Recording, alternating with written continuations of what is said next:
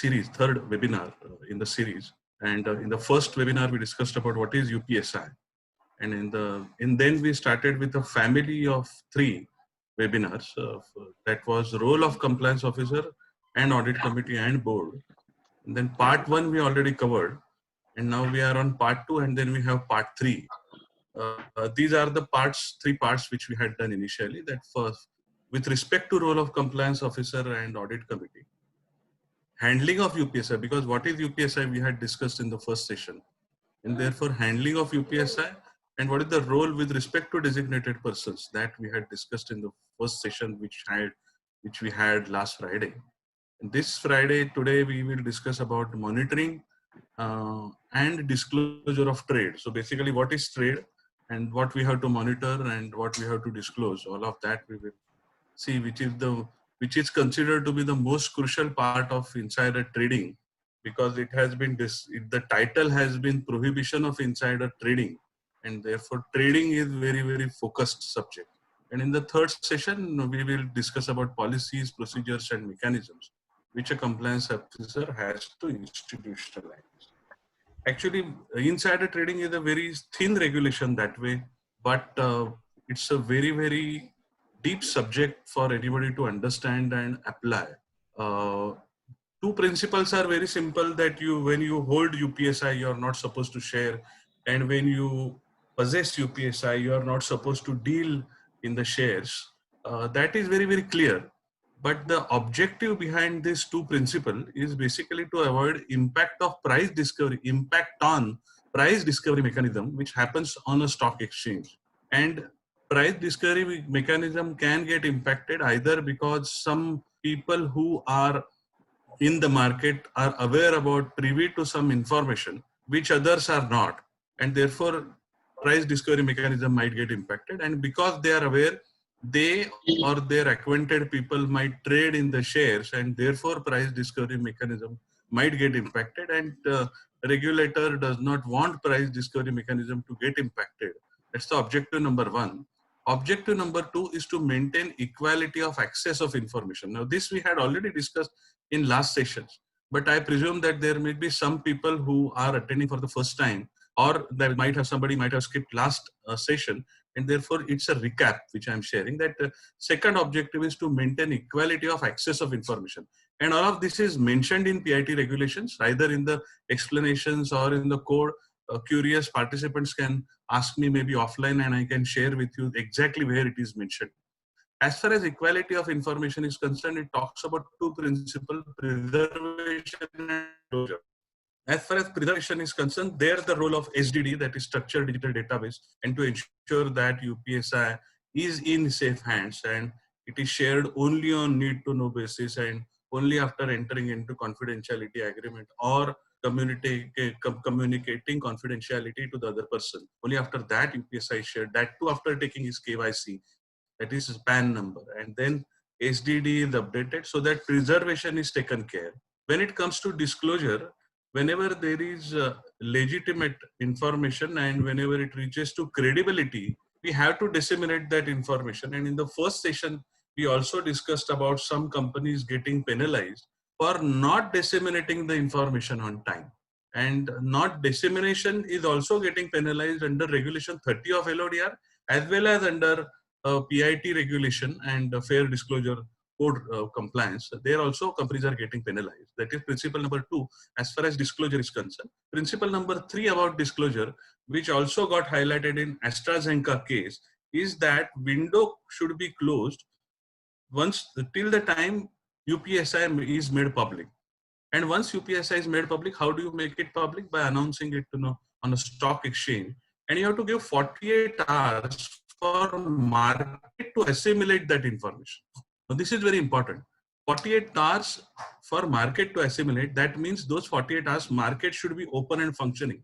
And this was the case where AstraZeneca had to suffer and they had to pay the penalty. And this matter was discussed by SEBI. And therefore, with respect to equality of access, there are 3 principles, 2 principles broadly: preservation and disclosure. And disclosure is sub-bifurcated into 2 principles, that whenever you do a disclosure, it has to be asymmetrical. There should not be any asymmetry in the disclosure, and therefore it has to be disclosed equally to all. That means to stock exchange. And when you disclose, you have to give time for market to assimilate. Only then you should allow insiders to trade. This was one important slide of last two sessions, which I thought that I will share with you. Coming to today's subject with respect to trading, insider trading, prohibition of insider trading regulation. So word used is trading, but the word dealing got added into the definition of trading, which has enlarged the scope of the meaning of the word trading. And therefore now dealing, why this dealing was incorporated, if you read the legislative note, which has also been narrated on the screen for your benefit, that it is intended to widely define the term trading to include dealing.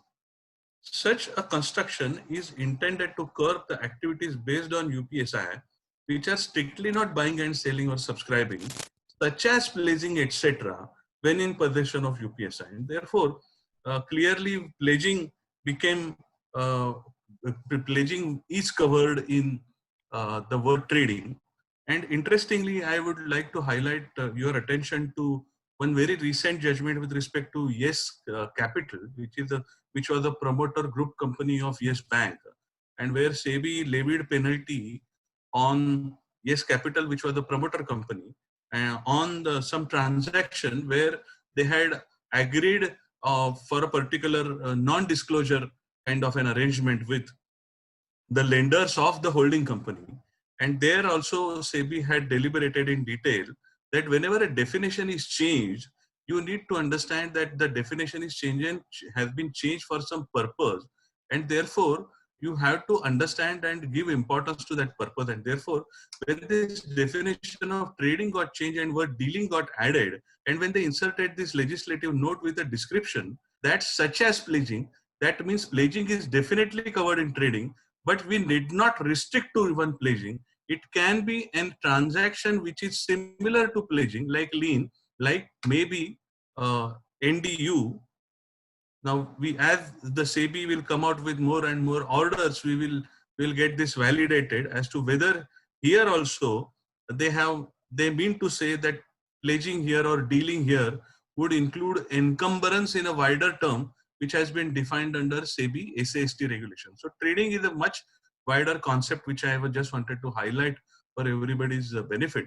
It includes subscribing, buying, selling, dealing, agreeing to subscribe, buy, sell, or deal in securities. Now, securities include shares, stocks, debentures, and includes even derivatives. And therefore, it is not only dealing in shares, but it also includes, the regulation covers in its ambit dealing in shares or debentures or derivatives. And therefore, we need to keep this in mind while we implement as a compliance officer this provisions of insider trading regulation. And as we had discussed in the first session, that is the last session, last Friday, we discussed about the role of compliance officer, role of audit committee, role of board of director. And in that, we had understood one thing very clearly, that everybody is almost getting covered as a responsible individuals or individual bodies who can be held liable for the non-compliance, because managing director is responsible for setting up of the system. Audit committee is responsible to ensure that the system is effective and efficiently functioning. And board of directors is responsible to overall look into frame various policies and process and get themselves satisfied that this overall system is working efficiently. And compliance officer, obviously, under supervision of the board, is responsible for the entire insider trading provisions, regulations, and the code also. Now, very important point, I'm going to regulation 4 of insider trading regulation. Regulation 4.1 says that no insider shall trade in securities when in possession of UPSI. And there also there is a legislative note which says that his trade will be presumed to have been motivated by the knowledge of UPSI. However, he has defense to prove that the trade is not motivated by the knowledge of UPSI. So when I read regulation 4.1 and a proviso to regulation 4.1, one thing's become very clear, that yes, any insider, when he possesses any UPSI, it is presumed that it's a violation of insider trading regulation. However, the presumption is that the trade which he has undertaken is motivated by the knowledge of his UPSI. That means the defense would be to prove that the trade has happened. I was holding UPSI, but the trade was not motivated by the knowledge of my UPSI. And what are those examples? Those examples are elaborated. Those examples are given in Regulation 4, a proviso, and proviso covers 5 possibilities. One is trade between insiders, either off market or block deal.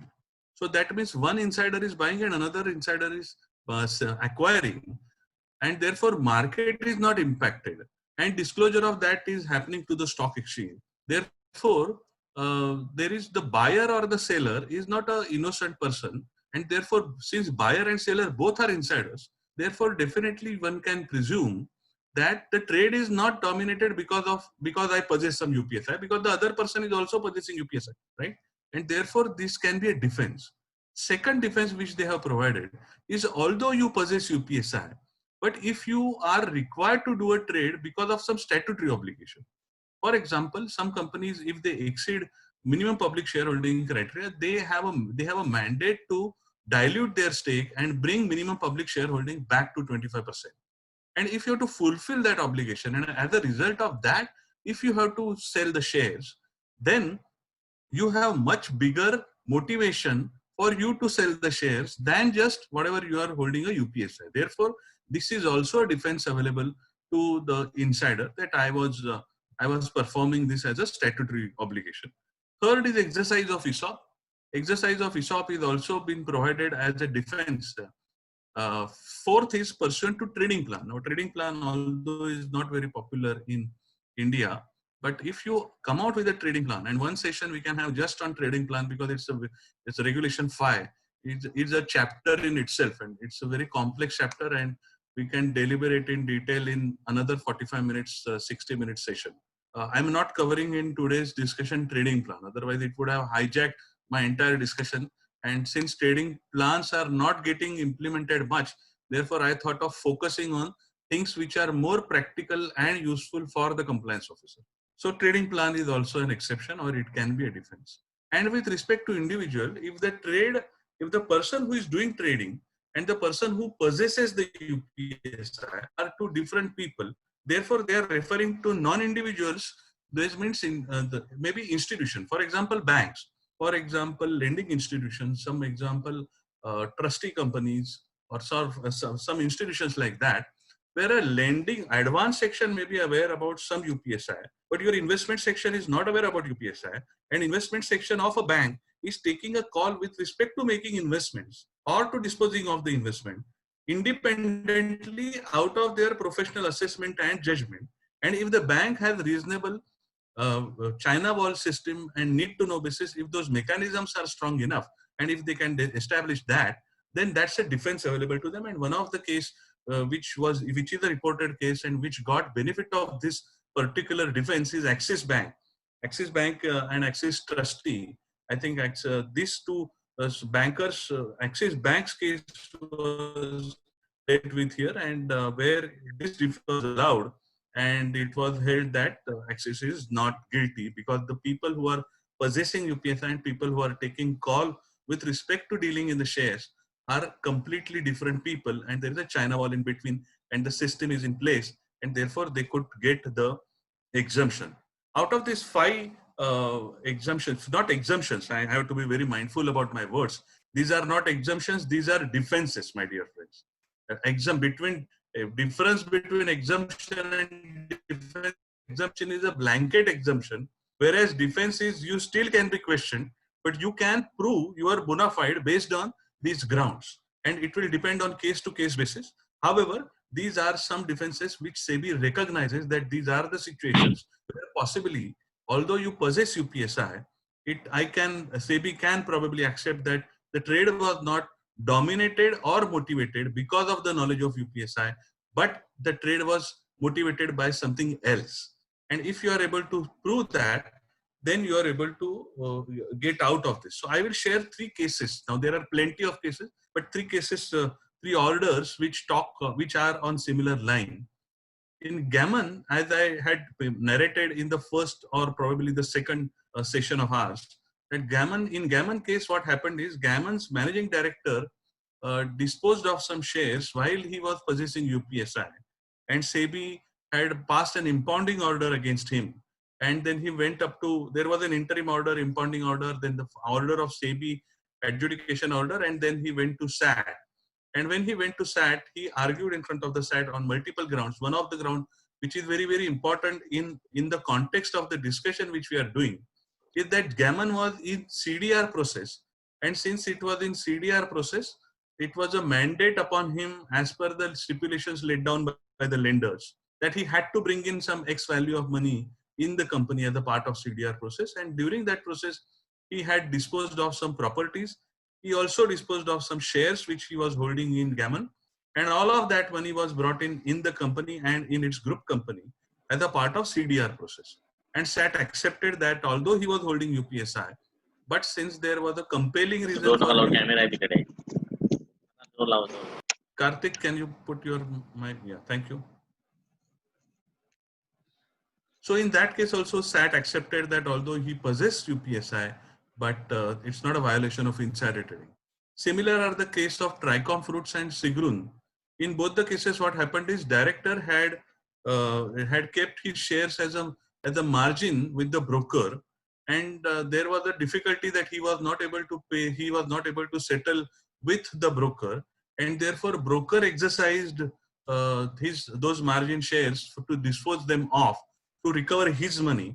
And therefore in Tricom case also, director could establish that although there was there was a sale of shares which happened from a margin account, but that was done by a broker, and he did it because the director was not able to pay the dues to the broker, and director was genuinely not able to pay to the broker and to a lot of other lenders also. So it was not that it is camouflage saying that I have a lot of money, but I will claim that I am not able to pay the money and you sell as a margin money. That kind of a camouflaging was not there. He was genuinely not able to pay debts to a lot of other lenders. He was genuinely in financial difficulty that he could demonstrate to SEBI. And thereafter, since the broker was not able to recover his dues, therefore the margin funding, for the purpose of recovering margin funding, broker disposed of the shares. And therefore, although there was a window closure, but still this particular director was spared. Similar but little different case in Sigrun. In Sigrun also what happened is the director had put money as a margin funding, and the broker disposed of the share. But subsequently there was some transaction from director side also, and which he could not substantiate to SEBI, and therefore in Sigrun he paid a penalty of 2 lakh rupees. But just to give a feel that not every insider trading is a violation. Not every trading done by an insider while in possession of UPSI may trigger a non-compliance. However, it's a matter of judicial pronouncement, and as a compliance officer, we have very, very, very less role to play. We have to be on a safer side. And whenever there is anybody who is violating window closure norms, anybody violating pre-clearance norms, we have to take it to the audit committee and we have to take it to the board, and the board means SEBI also. Taking this discussion further, as we discussed that today's topic is monitoring of the trade and disclosure of the trade. And therefore, in terms of monitoring, as is coming out very clearly in Regulation 9, that company is now required to monitor trading done by DP and his immediate relatives only, as compared to earlier requirement of requiring to monitor trades of connected person.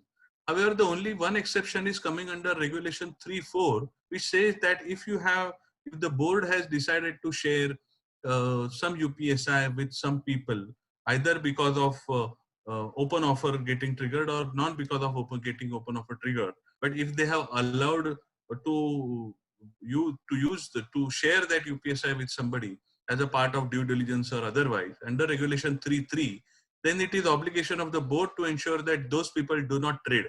Now, when you say that there is an obligation, how do the board discharge that?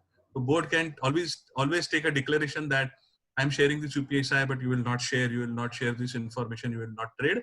And obviously we need to monitor their trades also whenever the information is shared under 3.3. So this is the only exception as far as the requirement of the company to monitor the trade of only DP is concerned.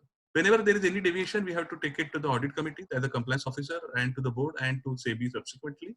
And so recently in 2019, there is a form prescribed by SEBI for reporting to SEBI, and that also we will discuss on the last slide. As far as company need is concerned, it needs a complete data with respect to all DPs, their PAN cards, their demat and trading account, and all of that. They're all immediate relatives data. And with respect to security, that is equity, debentures or derivatives, all of that we need to track. And not only shares buying or selling, but also pledge, also derivatives, also we need to track. And I can understand that there is a difficulty in terms of tracking derivative transaction or in terms of tracking pledge transaction. But compliance officer has to set up a mechanism to ensure that he has discharged his duties diligently. It can be by way of asking for a demat and trading account statement from a DP, or asking from a declaration that he has not dealt in derivative transaction or he has not done any encumbrance on the shares of the company. Such kind of declarations also we can ask for to demonstrate that I had done my duties diligently and I have been discharging my duties in a bona fide manner. I am moving further now. We are discussing 3 pillars of monitoring trade, that is trading window closure, pre-clearance and contra trade. But let me take it an opportunity and take a pause here for a moment and request all the participants, whoever have any questions, if they want to ask on this subject, they can put up those questions in a chat section which is available in this in the Zoom app. So you can put up your questions or queries in a chat section, and at the end of session we would be happy to answer those queries when my discussion, my PPT presentation is over. Taking these 3 pillars, actually these are 3 pillars and the means to achieve the result. They are standalone, not the goal, but yes, they are the means to achieve the result. And there have been cases where SEBI has dealt with the scenario that there is a violation of trading window closure, there is a violation of pre-clearance, and the other party is saying that, look, but I was not having any UPSI, but SEBI has also taken stand in some of the cases that standalone pre-clearance, standalone contra trade, standalone window closure are non-compliances, and which can get penalized under 15(8)(g) of SEBI Act. And violation of insider trading, that is trading done by a person while in possession of UPSI, which is a violation of Regulation 4, or sharing of UPSI, which is a violation of Regulation 3, are again standalone non-compliances. So there are different non-compliances which are there in SEBI prohibition of insider trading regulation, including installation of SDD, that is structured digital database. Now, if tomorrow, if there is any case and SEBI wants to investigate, and if they ask if SDD is access to compliance officer, and if compliance officer is not able to produce updated SDD, then separately compliance officer and the company may face penalties. So these are separate non-compliances.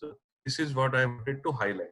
As far as trading window closure is concerned, we are moving further. It's a notional trading window because there's no physical trading window as such. And whenever compliance officer determines that a designated person or a class of designated person can reasonably be expected to have UPSI, then he is supposed to close the window or impose a restriction on them that they will not be dealing in those securities with respect to which there is a UPSI. And with respect to those designated persons who are having access to UPSI, either a window closure, which is a blanket window closure like a financial result window closure, or there can be selective window closure whenever there is companies going for M&A or whenever companies going for any sale of asset. In day before yesterday's session of Sundaresan, when he touched upon 3 cases, Deep Industries was with respect to tender process. Gammon was with respect to disposal of step-down subsidiaries, and India Bulls was also with respect to disposal of step-down subsidiary. In all 3 occasions, Sundaresan was categorically highlighting the point, and this is also coming out in several other pronouncements, that whenever there is such UPSI in the ecosystem, compliance officer has to close the window. And whenever the window is closed, designated persons and their relatives are not supposed to deal in the shares of the company. There are some exceptions to this trading window which are similar to the exceptions which we saw for trading. That is off-market transaction between insider, block deal transaction between insider. ESOP exercise has been specifically exempted.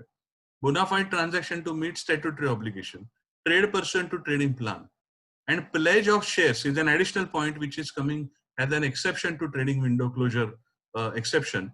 It says that pledge of a shares for a bona fide purposes can also be done when the window is closed, provided for all these transactions you have taken a pre-clearance from CEO. CEO, that is compliance officer, that is generally all company secretaries. Sometimes I also seen CFOs are designated as compliance officers. So whoever is acting as CEO, that is compliance officer, with his permission, those people who want to deal any of the above transaction, they can take a pre-clearance. Now, dear friends, this pre-clearance is required if somebody wants to do in the window closure period, irrespective of the threshold. What I mean by is, in the pre-clearance, generally there is a threshold which is prescribed under the code. And if the transaction is beyond a particular threshold, only then pre-clearance is required. However, for example, 10 lakh rupees or 5 lakh rupees or any such number generally is put up in the code. And if the value of transaction in a quarter cumulative, if it is going beyond that value, then a pre-clearance is required to be sought by the designated person or the immediate relatives even from the compliance officer, and the compliance officer can, upon he getting satisfied, he can give a pre-clearance. That's a separate subject.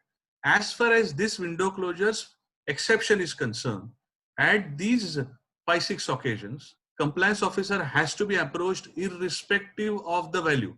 So value may be 10,000 rupees or 5,000 rupees, which may be insignificant.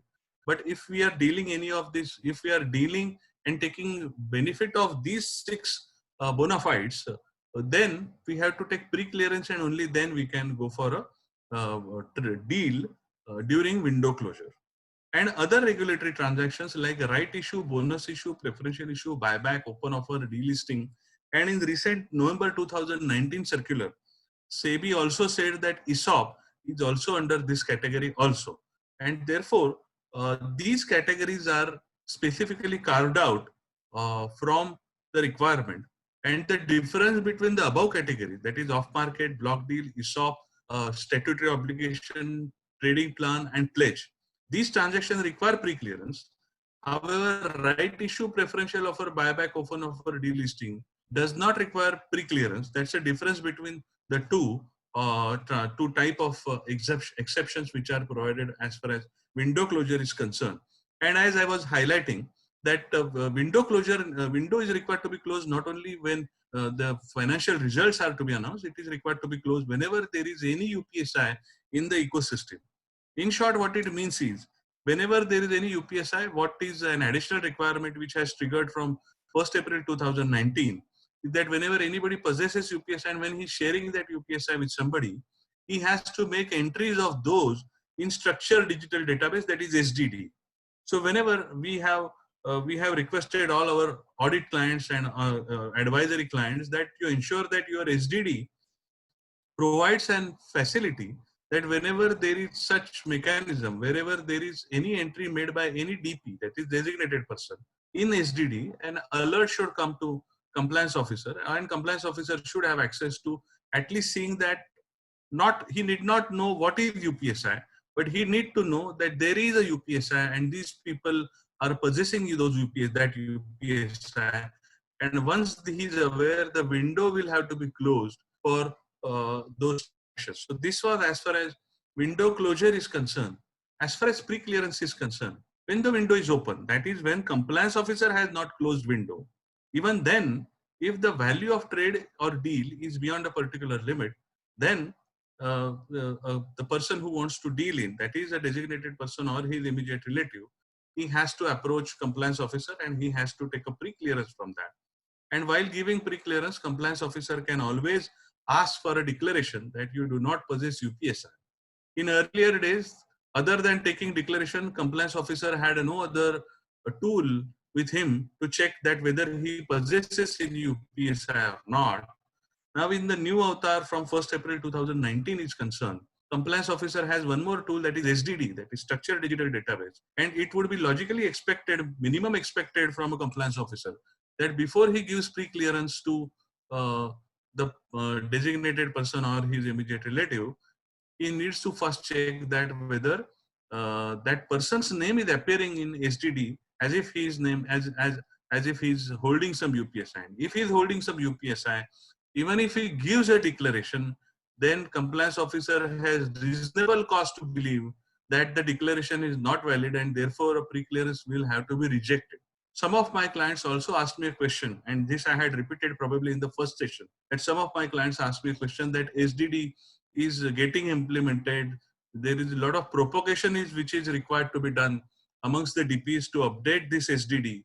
And in this context, even if I take up, even if somebody approaches me for a pre-clearance, and even if I see that in his SDD, his name is not appearing in SDD, but if I see his boss's name is appearing in SDD, is it not better that I will ask his boss that, look, your name is appearing in this SDD. Have you shared this SDD with this person who has approached me for pre-clearance? And if he is aware about UPSI, then kindly update that SDD and ensure that the UP pre-clearance permission will not be given. So I think till this SDD system is robustly implemented, till it is implemented, it is propagated amongst the DPs, probably it would be wise for compliance officer to ensure that he is blowing a whistle internally and making everybody caution that, look, have you updated, have you updated, have you updated, and take complete rely on that mechanism, strengthen that mechanism so that he can be discharged his duties fully. And if there is any investigation from SEBI, he can always demonstrate that there was an STD and I discharged my duties in ABC manner. And subsequently, even if somebody trades, even if the window is closed. Michael, can you mute yourself? Sorry. Michael? Yeah, no sorry. Yeah. So, when trading window is open, pre-clearance, that's what we looked at, and I'm sure that people would like to, compliance officers would like to adopt this. As far as contra trade is concerned, the third pillar, the requirement, the wording of contra trade is saying that a designated person cannot enter into opposite transaction. But I presume that whenever there is a mention of designated person, the immediate relative is imbibed into it. For example, why I have highlighted this immediate relative and question mark is that far as model code of conduct is concerned, as far as para with respect to window closure and pre-clearance is concerned, there is a clear-cut mention that a DP and immediate relative. As far as contra trade is concerned, Karthikeyan, please mute yourself. Karthikeyan, please mute yourself. Karthikeyan, please mute yourself. Maybe administrator can, yeah, thanks you, Karthikeyan. So the model code of conduct does not have these words that DP and immediate relative, but it is presumed that immediate relatives also cannot indulge into contra trade, and compliance officer can always grant an relaxation. This is also provided under the model code of conduct, that if he feels the case is very genuine, then this is the only case where compliance officer has been given a power to give relaxation. As far as window closure is concerned, compliance officer does not have that power of granting any relaxation. As far as not taking pre-clearance is concerned, compliance officer does not have the power coming from code to give any relaxation. But as far as contra trade is concerned, there is a specific mention in model code that if compliance officer comes to the conclusion that it was an error, then he can always grant relaxation from the compliance. But however, what the profit is made with respect to contra trade profit, all of that needs to be disgorged and transferred to IPF, which is maintained by SEBI. This is an IPF of SEBI and not of MCA. However, there is a specific carve out in terms of ESOP shares are concerned, that ESOP shares are completely exempted. So once the shares which you have acquired in ESOP Even if you sell it in less than 6 months, there is no violation of contra trade. But we need to remember that while selling the shares, he does not hold UPSI. This is a summary of ESOP, and I wish to hold one 45-minute session only on ESOP and only on pledge, because there are a lot of complications, there are a lot of guidance notes, there are a lot of informal guidances, there are a lot of orders on pledge which we can discuss, and we can take those discussions in detail at that time. Just to give heads up, as far as since we are discussing trading, and I cannot move ahead without discussing ESOP. ESOP can be exercised during window closure. No pre-clearance is required for ESOP. And if employee has created a pledge or sold shares, still he can acquire ESOP shares, because the contra trade restriction is not applicable for exercise of ESOP, or once the shares are, ESOP is exercised, those shares if he wants to sell, even then there is no contra trade restriction. However, when a ESOP holder is selling his shares, he has to ensure that while selling those shares, he does not hold a UPSI. And therefore, some interesting questions which have come up, and a lot of clients have been asking me this question, that SEBI has exempted exercise of ESOP from window closure. It has also exempted from pre-clearance, and it has also provided as a defense under Regulation 4. Now, when employee is possessing UPSI, and if he wants to exercise ESOP, will it be a straight jacket? Will it be straightforward exemption? I think the bias is towards the person who is possessing UPSI. The bias is towards the person who is exercising ESOP. That he can always take that as a defense, and he can try to argue that this is a defense provided, and I was holding this ESOP, and if I would not have exercised, it would have got lapsed, or I am very loyal to my organization and I am very honored that the company has granted me ESOP. I am about to retire or anything like that, and therefore I wanted to exercise ESOP. We will have to prove it, because it is a defense and not an exception. I had corrected my words when I was narrating about Regulation 4 and this defense. This is a defense, and this has been highlighted several times, that these are defenses and these are not clear-cut exceptions or exemptions from PIT is concerned, but though it's a very strong defense. Second question, it appears that contra trade restrictions is not applicable for the sale of shares acquired by ESOP. Does it mean employee who possesses UPSI can sell shares acquired in ESOP? Obviously not. When he is selling the shares, this you cannot do when he is possessing UPSI, and compliance officer will have to keep a track of it. If any employee is selling those shares, contra trade restriction is not applicable. However, that does not mean that when he is possessing UPSI, he can sell those shares. And there have been plenty of questions which clients are asking me, that my CFO or CS or CEO wants to sell those shares and perpetually he holds some UPSI or other. How will he sell the shares? And can he not sell the shares at all? I think the only recourse available, if there is a perpetually he is holding UPSI, is to go for trading plan or to wait for retirement. A lot of my CFO friends have been telling me that this is too harsh, but I'm helpless, and this is how it is coming up to be. In yesterday's talk also, and Sundareshan also highlighted that there was a concept paper which was introduced by SEBI, and they had invited all the participants, all the corporates to suggest some mechanism to improve on the trading plan mechanism, so that it becomes more adaptable, acceptable amongst the stakeholder, and probably SEBI may come out with some relaxation in that. But as far as today is concerned, this is the only recourse. Restrictions are not applicable to the pledge of shares from raising of funds. Does it mean employee who possesses UPSI can pledge shares, or even otherwise, can promoters pledge shares?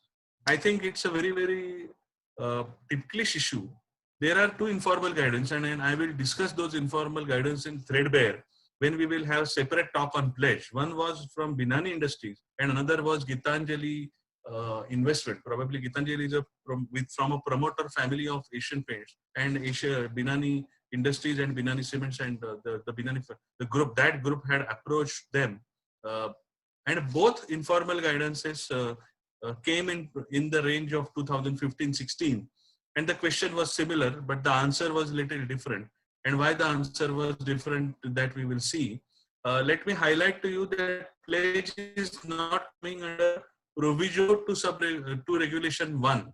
And therefore it is not coming as a defense, but it is coming under window closure clause. And therefore still in few of the guidance notes, SEBI has highlighted that as far as pledge is concerned, if you are able to substantiate that the transaction was bona fide for the purpose of raising funds, then you can always do those transactions. For example, in Gammon case, if you have pledged the shares for raising funds and he would have deposited that money under CDR scheme with the company itself, he could have clearly argued very conveniently that I did those pledge in the bona fide and for rescuing company only, and therefore it should be exempted. So one last question on this family is that transactions which are undertaken in accordance with respective regulations made by SEBI are not restricted during window closure period.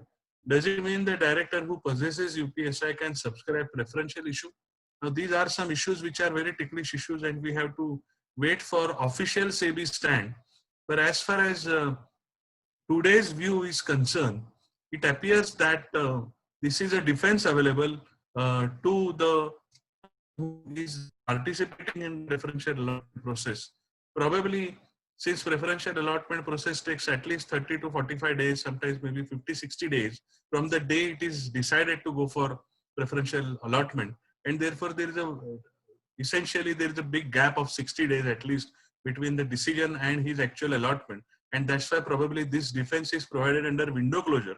But let me share with you, I don't know, knowingly or unknowingly, this is not coming as a defense under regulation 4, and therefore it is still a little weak case, and we'll have to wait for some more literature from SEBI.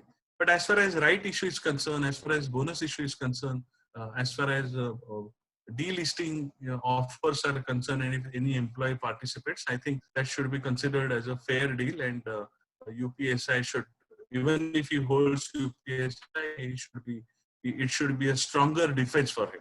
But this is one more para in Schedule B, which I wanted to highlight, and which is also getting established in AstraZeneca case, that the compliance officer should keep the window closed till market has assimilated that information, and therefore we have to give at least 2 working days gap from the time the announcement happened on a stock exchange.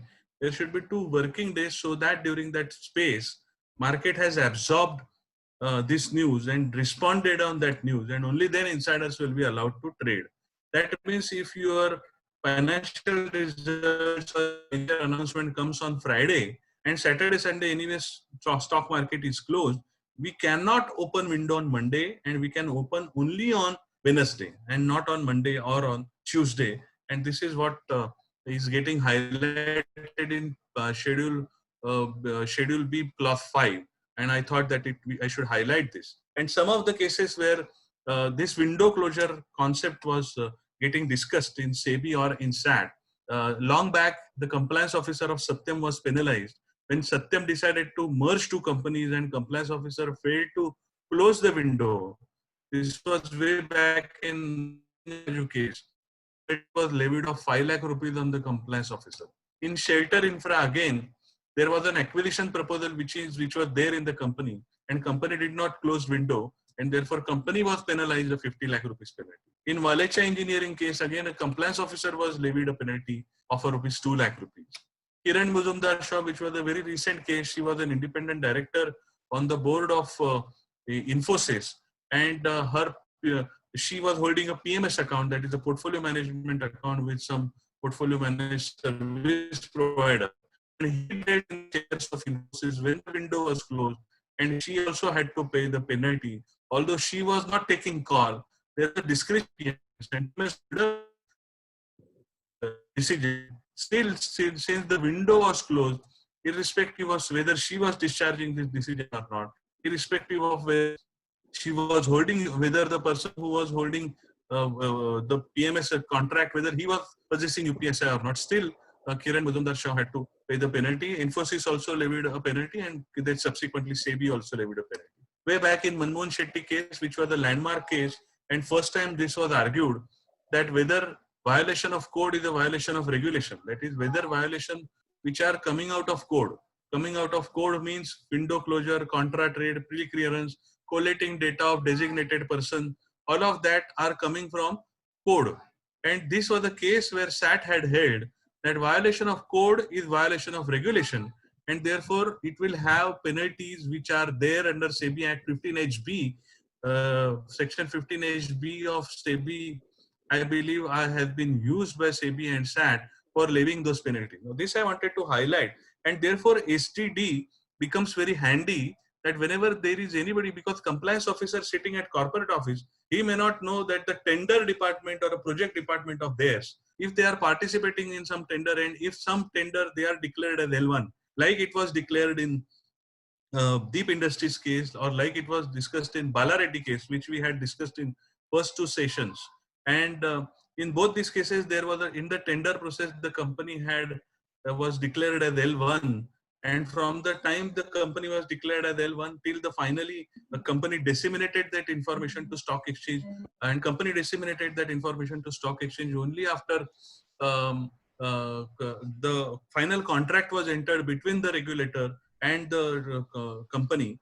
And between that period, SEBI considered that Karthikeyan, please yourself mute, please. Thank you. During this period, the window should have been closed. Is again, Sundareshan also highlighted this point again and again, and these cases also tell us that window has to be closed.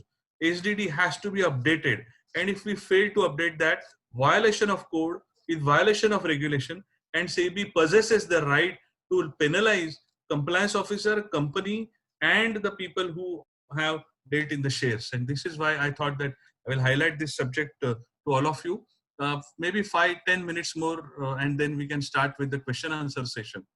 There is one interesting informal guidance. What happened in Kirloskar case is, probably there were two groups within the promoter family, and one of the group approached for a pre-clearance to the compliance officer, and pre-clearance wrote that there is already a approved pre-clearance in place for the promoters, and there is no balance number of shares available for the trade, and therefore I am not able to give you pre-clearance. And then this particular promoter family who had approached for pre-clearance, they approached SEBI, and SEBI said that, look, compliance officer has to exercise his power to reject pre-clearance, but it should be done to in the spirit and not for ulterior motive.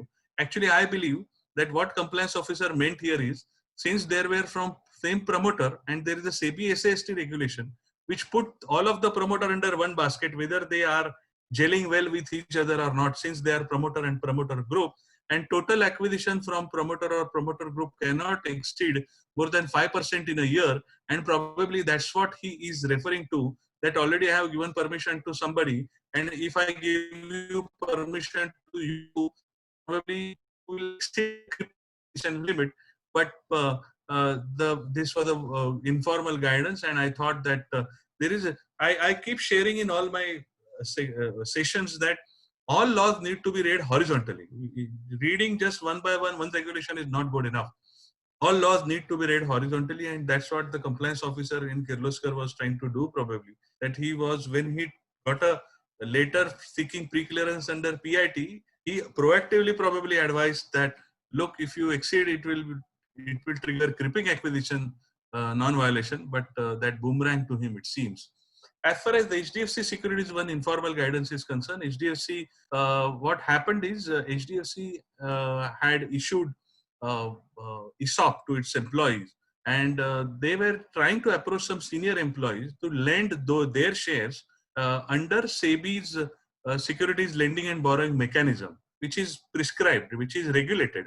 And then the question came that if employees lend their shares under securities lending and borrowing mechanism, which is a regulated mechanism, but will it amount to trade, and will it amount to violation of insider trading? Will it amount to contra trade? Will it amount to violation of pre-clearance? Will it amount to window closure violation? And all of that. And SEBI categorically mentioned here that dealing in shares includes lending also, and there should not, it will be considered as trading, and all the characteristic features of trading will get attached if the senior employees of your company lend those securities to you under securities lending and borrowing mechanism. And this also is trying to tell us that this is much wider concept, and the dealing word used in trading is much wider concept. And I am afraid that if SEBI takes a stand that here it's an inclusive definition, and pledge and any other dealing includes encumbrance, then even NDUs will require. Some time back, we had to SEBI, Chamber of Tax Consultant, and on our own also we had made representation that kindly make it clear that encumbrance definition you are not extending to dealing word in PIT regulation, but we are waiting for clarification from SEBI. And all the participants here can also make an effort through your good offices. We may get some clarity on this. We are moving on to disclosure, and under regulation disclosure 7.1 and 7.2 talks about disclosure. And promoter group and a director and a KMP, whenever he gets appointed, he has to disclose within 7 days to the company, and company has to preserve this data. And let me remind you, this particular requirement, the word promoter group got added, I believe in January or February 2019. And it's very silently it happened that one amendment came where they just added one word promoter group in 7.1. As a result of that, actually, at that time, whoever there in the promoter group in all the companies, all of them were required to. Aditya, can you keep it mute? Aditya? Oh, I'm so sorry. Thank you. So, no issue. Yeah, it happens. 7.1. Please don't mind even if I call you and tell you that keep yourself mute. It's not to embarrass anybody, just for everybody's convenience. And for meeting my timeline, I have just 4 minutes to go. Sunil ji is looking at me. 7.1 talks about promoter group, KMP, whereas 7.2 talks about promoter group, director and designated person. So it goes beyond KMP. And this is a classic law requirement, which we all know, that if there is a acquisition, or sale, any dealing, and if it goes beyond 10 lakh, aggregate value going beyond 10 lakh in a cumulative, you have to calculate in a quarter period. Then within 2 working days, 2 days, trading days, it has to be disclosed. And again, immediately in 2 days, company has to disclose to stock exchange. Let me share with you that this disclosure standalone is a compliance or a non-compliance. And there was one Supreme Court order on this, where when it was argued that somebody failed to make a disclosure, and SEBI levied a penalty, and matter went up to Supreme Court. And Supreme Court held that these are civil laws, and mens rea I don't have to look at. What was your intention? I don't have to look at. These are standalone compliance procedural requirements. And if you violate those procedural requirements, SEBI has all right to penalize you, and you cannot come to apex court for seeking relief. So this is very, very clear coming out that violation of code is violation of regulation, and violation of code, violation of regulation, mens rea is absent. What was your intention is not a subject matter, and SEBI can still levy a penalty. In regulation 7.3, it has coming out very clearly that if the company feels it appropriate, it can always bring connected persons within the bracket of its ambit, and then they can ask them to disclose their trades and all of that. Although under 9.1, only designated person and immediate relatives are required to be monitored, but under regulation 7.3, companies bring connected persons within the ambit of monitoring. As far as 6.2 is concerned, what it says is disclosure to be made by any person under this chapter shall include those relating to trading by such persons' immediate relatives also. And this is coming out very, very clearly under 6.2 that immediate relatives disclosures also needs to be covered. And 6.3 talks about derivative trading.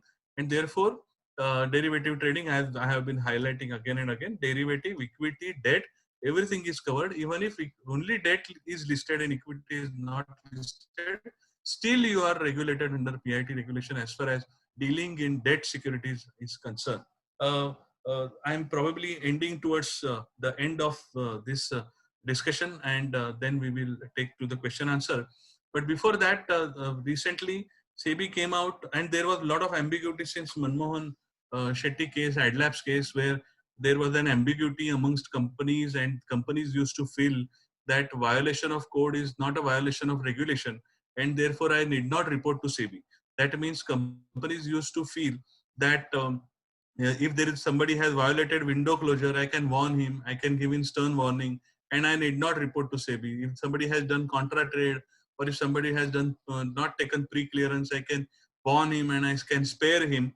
But it was very clear from Manmohan Shetty's point of view, AdLabs, a case from that case onwards, at least it was very clear to everybody that violation of code is violation of regulation. And in 2019, SEBI came out with a proper format of a form where they have prescribed that you have to provide all the details of the person, his designation, his functional role, transaction details, stock exchange intimation to stock exchange under regulation 7, details of violations already observed, actions taken by a listed company, reasons recorded for in writing for the action. All of that needs to be given. And I will bring your attention to the word PAN, which I have marked there in red.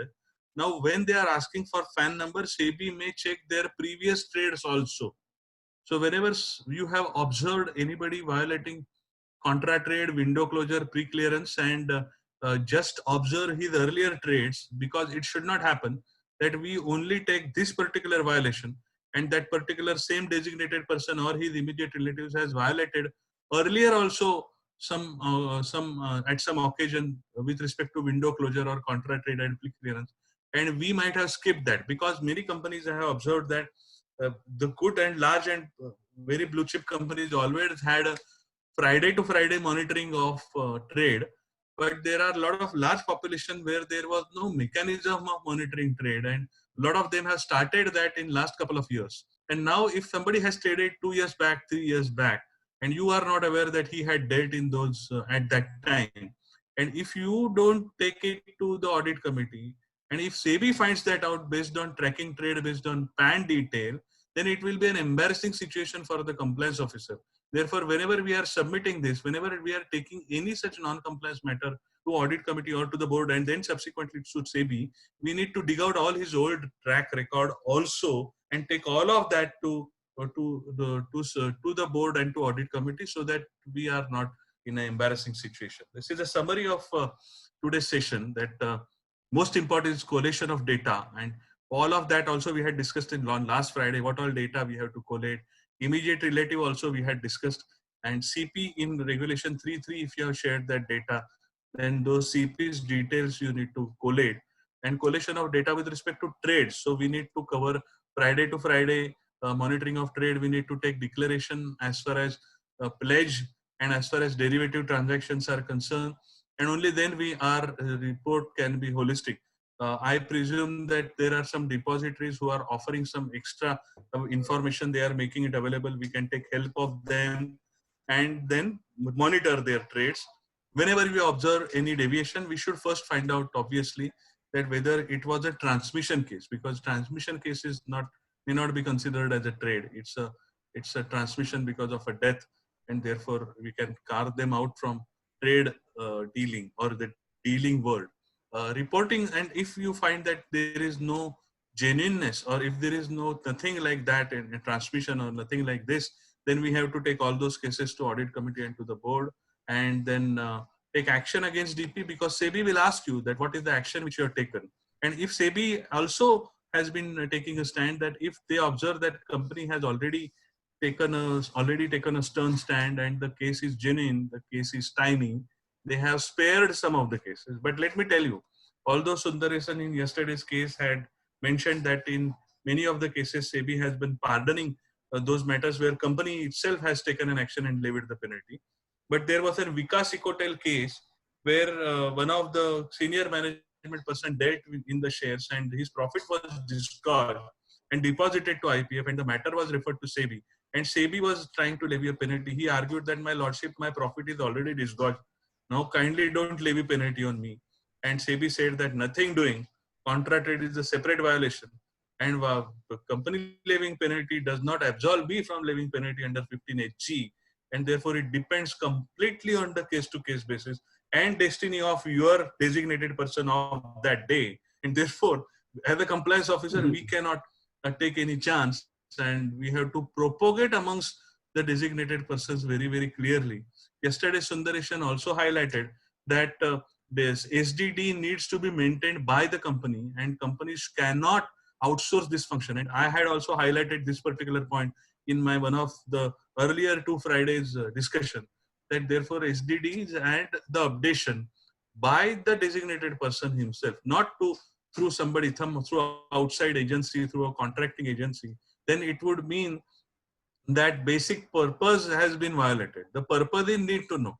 The purpose is that the UPSI cannot go out unless there is a need to know and unless there is a confidentiality. Now, if we ask SDD to be updated by somebody else, then it would completely fructify or actually completely puncture the whole purpose. And therefore, that is certainly not something what is acceptable to SEBI. That's what Sundareshan also said. Thank you for kind and patient listening. And now we can, Sunilji, we can take questions if we have any on chat mode. There are already. There are already questions. Yes, there are. Great. One question I had before you, actually I can probably wait, but one question I had, let me rephrase that. Let us first go with the questions that the audience has asked, because I can always ask you later. Okay, Rachna Sanganeria has asked a question, which is, designated persons are also identified as 2 levels below CEO.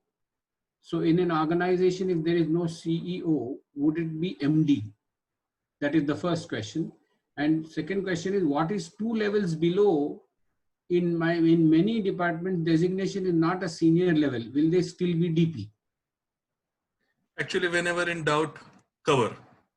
First of all, CEO is an indicative. Even if you don't have CEO, obviously MD or ED will be considered.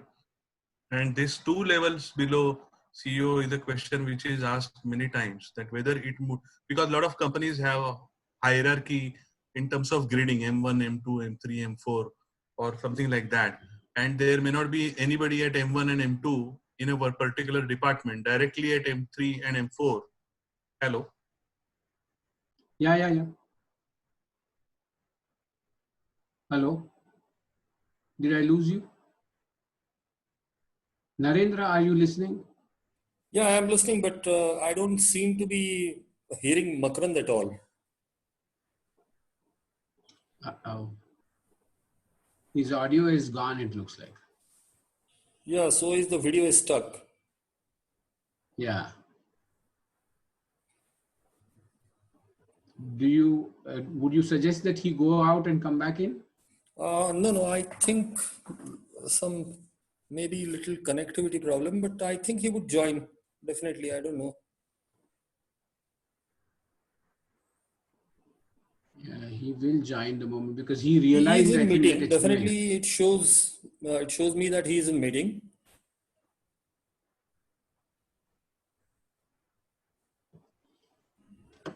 Makarand, are you able to hear me, sir? Makarandji?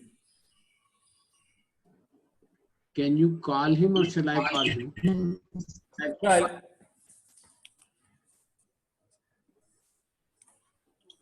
In the meanwhile, as discussed earlier, trading window shall be, let me try and answer a few questions where I believe I may have clarity.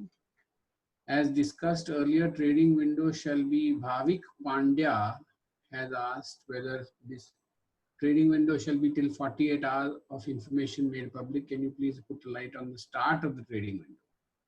The start of the trading window closure is when the CEO decides that the trading window has to be closed based on the fact that there is a UPSI that has been declared, and that declaration of UPSI for the purpose of the people who are DPs in possession of that UPSI, trading window closes on the day or moment actually that they come in possession of the UPSI itself. So they have a trading window closure at the moment in time that they came in possession of the UPSI. That is my understanding of the situation. We will just wait for a moment till my friend Makarand comes back online. But that appears to be the logical way to go forward. Let me, in the meanwhile, try and go ahead with something. Tanmay Bhatt. Makarand is joining back, sir. What? Just hold a minute. He's joining back once again. Sure. Sure, Yeah, good. That is best. Yes, he has I'm joined back. back. Good. There you are. There So was, I think, let's- some network problem. That's all. Yeah.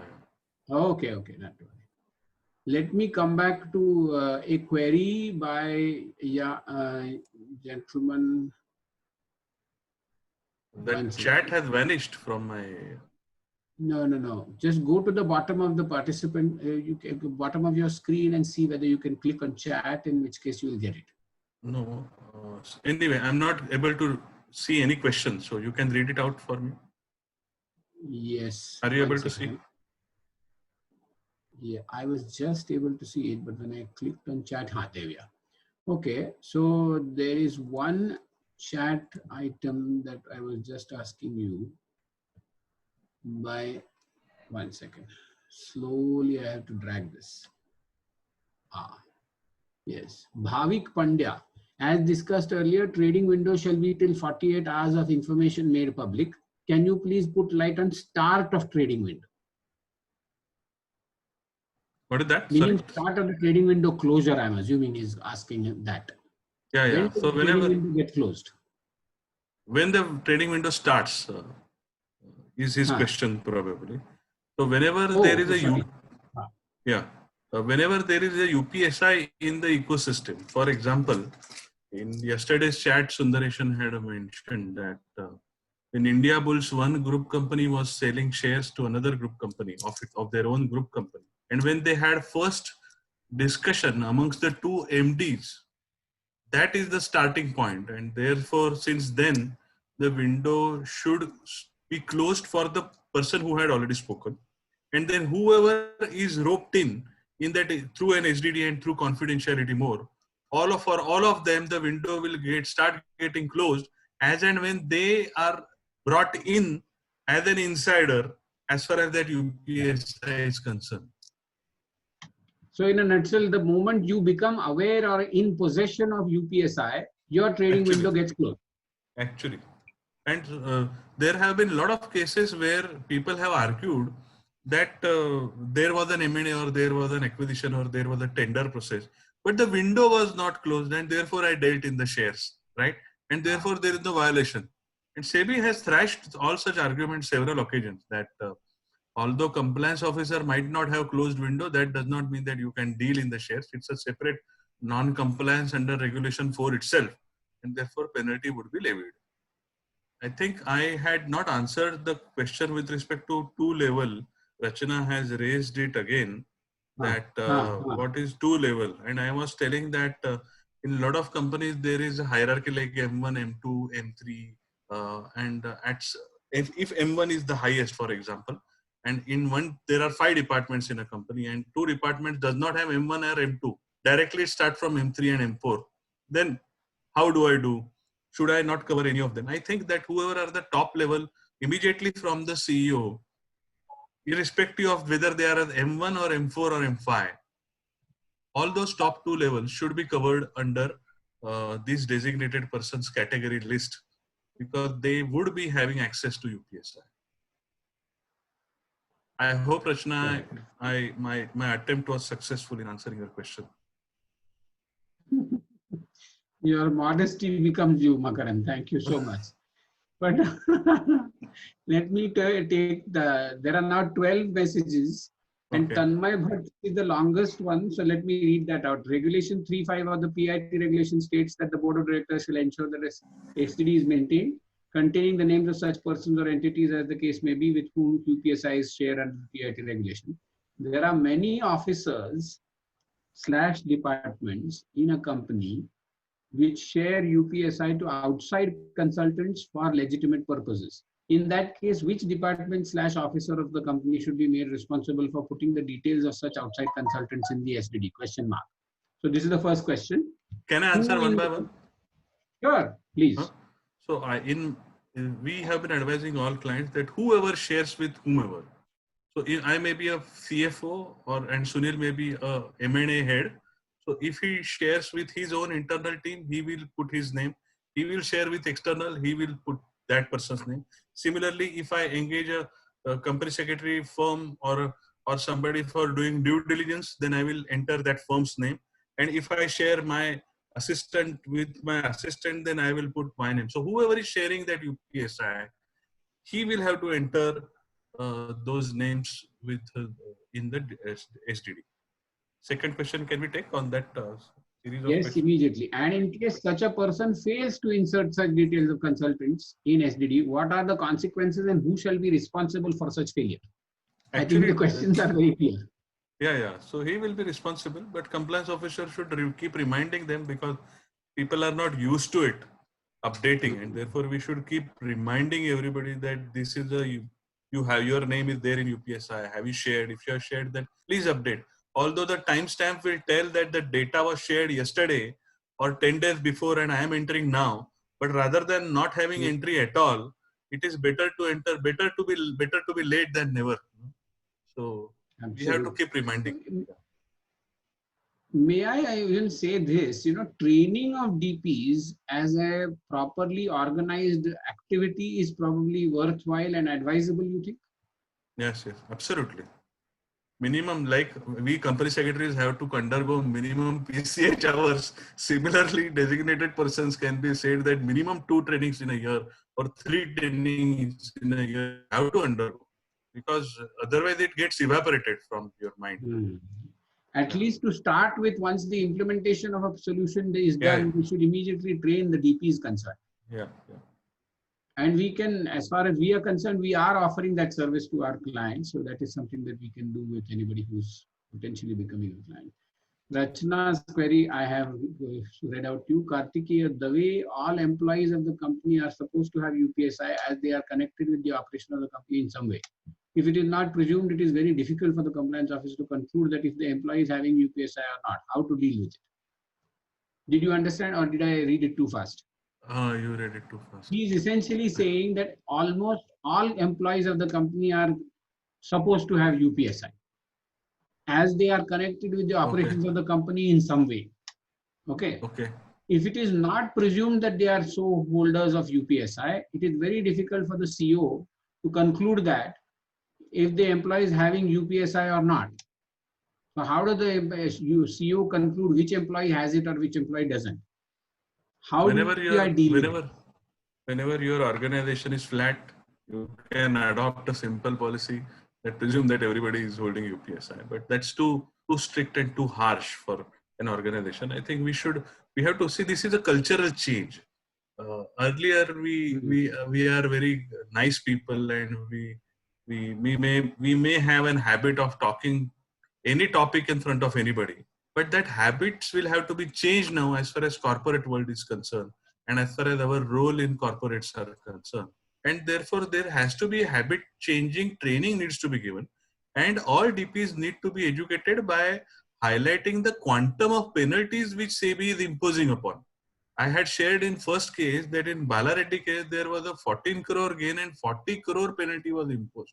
There was a Tricon Fruits case where company secretary himself made a profit of 17,000 rupees and SEBI levied a penalty of 12 lakh rupees. SAT reduced it to 2 lakh rupees. And now the minimum penalty is 10 lakh rupees. So, nobody can afford. And therefore, once we sensitize this enough in terms of penalty quantum, I think people will take seriously, and it's a habit changing. We have to change the habit. Compliance officer will have to play a role of tutor and a guru maybe in this. Yeah, maybe we can assist. and we would be happy to be told so, and we will be providing the assistance. Okay, now let me go to Rachana Sanganeria's second query. Internal auditors, statutory auditors are designated persons. However, trading window closure is not required to be sent to them, is the thing that she's saying. In structural database, their details have to be recorded. Immediate relatives who are not financially dependent. So the employees may refuse to give the details. I am not able to understand this query. She's asking, if I'm not wrong, can I ask first two queries? Yeah, internal auditor and external auditor are connected persons definitely, but they would not be considered as designated persons, although it has not come out very clearly. But designated persons are generally considered to be in the organization, not outside the organization. And therefore, they are not designated persons, they are connected persons. And as far as monitoring of trade of connected person is concerned, you can choose to monitor on your own, but you are not obliged to monitor their trades. What we are supposed to do is, we have to have confidentiality agreement with internal auditor or statutory auditor, and their names need to be entered into STD whenever they have access to UPSI. And then they are supposed to have their own code of conduct. They are supposed to have their own SDD. They are supposed to have their own compliance officer, and they are supposed to monitor the trades and ensure that this information is not shared with them. That's their lookout very clearly. We can take up one day fiduciary's role, because there would be a lot of people from brokers, bankers, merchant bankers, practicing company secretary, chartered accountants, lawyers, insolvency professionals, and maybe companies like Akshar Digital, those who may get some UPSI sometime. I'm just contemplating. I really don't want to have that kind of information. So someday if you start any corporate advisory, and if somebody is sharing some information, then you can come into that category. As of now, you're not. So any of those are considered as fiduciaries and intermediaries, and that's a separate code. So to our window closure, obviously it is advisable, although it is not statutorily required, to inform them so that they can also implement it within their organization, that we do audit for ABC company and the window is closed for them, so kindly keep away. You know, although whether you hold UPS or whether you don't hold UPSI, keep away.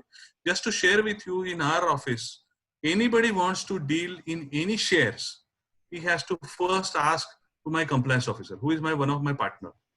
And my partner would look at restricted list. That is the list of listed companies to whom we provide service, the list of listed companies to whom we provided service in last 6 months, and the list of listed companies who have inquired with us. And then if that name is appearing in that list, the permission will not be granted, and otherwise only the permission will be granted. So that's the mechanism with auditors and internal auditor can set up. As far as second question, I think, what was the second question? I missed. Financially dependent. If there are so it's up to the DP to decide who is financially dependent, who is financially not dependent.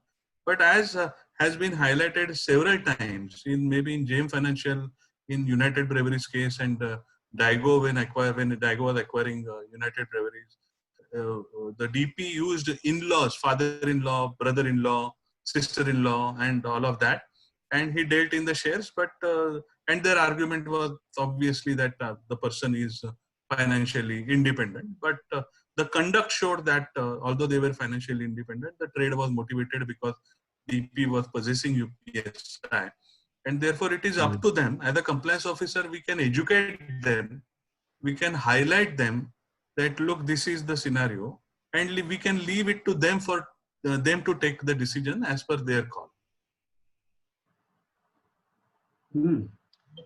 Okay, there's one more question. Again, a sort of outsourcing thing, but within, let me read the question. Adding one more query on SDD provision. How do we appoint a nodal officer responsible for inserting information in SDD? And how do we make him responsible for inserting information in SDD with respect to his role? For example, some companies have adopted, and we are also conversing that each department should have one nodal officer who will decide with whom the information should be shared. That means if I am nodal officer of my department, then I will decide that with whom the information should be shared. It cannot become a chain effect. For example, if I share that information with Mr. X, who is my assistant, he will not be empowered to share internally or externally. Only I can share. That is what nodal officer concept some companies are institutionalizing, and this is a global practice also, that not everybody is allowed to share the information, howsoever legitimate the purpose may be. Each department has one nodal officer, and only then he will decide if it is a UPSI with whom to share and with whom to not share. That becomes very easy for implementation. That becomes very easy for implementation and monitoring also. Have I been able to communicate? No, he is talking about inserting information in the SDD. So I presume that inserting is, I'm coupling it together. That is not, it cannot be just inserting. It has to be principally about sharing UPSI. And whoever is sharing, if you make him nodal officer, thanks for bringing me on the point that inserting out cannot be outsourced. The insertion has to be done by the person who is sharing. Right? Right. And while sharing, a nodal officer can be appointed, that can be a good idea. Great. Okay, I believe that there are still 15 more questions. Do we want to go there, or do you want to actually, take those questions offline and maybe come back to those individuals a little later, you think? Is that a good idea? It can be a good idea if we can get this chat. Yes, I'm sure. Narendra, are you around? Narendra? I think hopefully we can get this chat, definitely. Before you log out, you can copy it maybe to be on safer side and share. Yeah, we have to do that. Shall I do one thing? I will try and at least go down the line and see whether there are any other people apart from Rachana Sanganiria, who is a prolific question asker, which is a great thing. But maybe we can